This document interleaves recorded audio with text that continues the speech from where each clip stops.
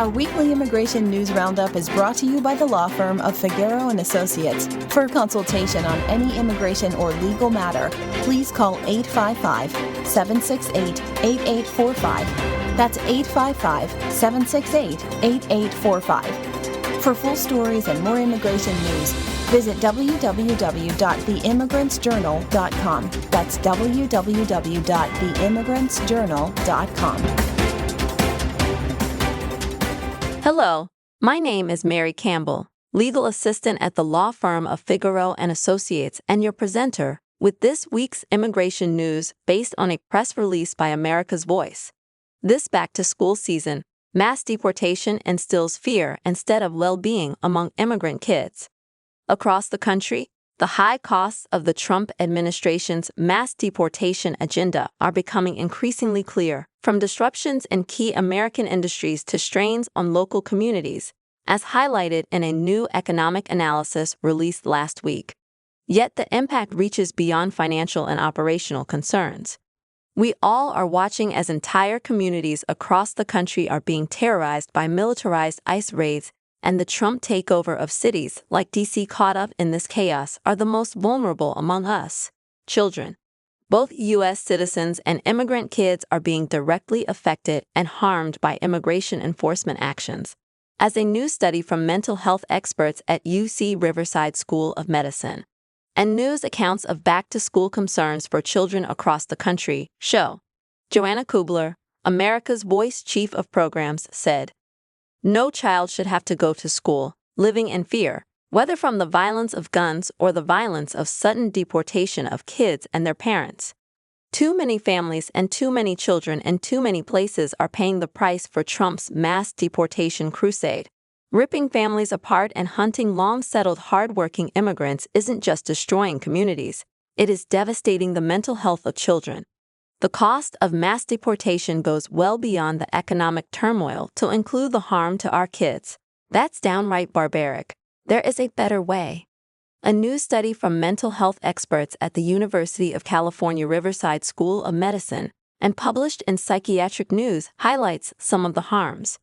The special report, U.S. Immigration Policy and the Mental Health of Children and Families, found that children in mixed-status families often live with chronic anticipatory anxiety that a loved one could be detained or deported. These fears have been shown to lead to school absenteeism, academic disengagement, and heightened emotional distress. These experiences weaken attachment bonds, erode emotional security, and interfere with healthy development. Meanwhile, national media are highlighting how back-to-school CBS News, Los Angeles immigrant community beset by fear, uncertainty as students return to school, noted, according to Carvalho, in LAUSD, the second-largest school district in the nation, with more than 500,000 students. An estimated 1 in 5 students are part of an immigrant family, in which at least one parent is undocumented. He hopes his district's new safe zone measures are enough. Why have immigration enforcement actions so close to schools, where a 16-year-old, a 15-year-old, may actually be misidentified as an adult? Carvalho asked. CNN, some parents miss drop-off in Los Angeles as immigration fears dampen excitement of first day of school. Noted, parents like Anna Bermudez and her husband arrived at Brooklyn Avenue School with their children and noticed many parents were absent compared to previous years.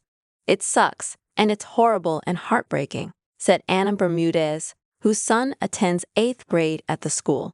"It should be a happy day, and bringing our kids to school feeling safe. But the fact that you don't feel safe, even dropping them off, it's very emotional." The Guardian, community rallies around LA teen detained by ICE while walking dog, noted, Benjamin Marcelo Guerrero Cruz was supposed to be starting his senior year of high school at Riverside Charter High School this month. But just days after his 18th birthday, masked ICE agents detained him as he walking his dog in the Los Angeles neighborhood of Van Nuys, in what his family described as a kidnapping. The agents allowed his dog to run loose and treated Guerrero Cruz like a criminal and joked while arresting him, his family said in a GoFundMe.